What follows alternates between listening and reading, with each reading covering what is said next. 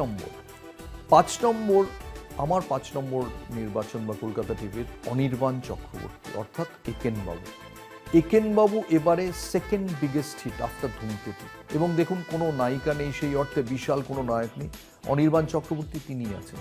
অনির্বাণ চক্রবর্তী এখন এই 1 বছরে শুভশ্রীর মতো তারও গ্রহণযোগ্যতা অনেক বেড়ে গেছে। শুভশ্রী তো তবু আগে স্টার ছিলেন, মাঝখানে কিছুদিন অভিনয় ততটা রেগুলারলি করতে পারেননি।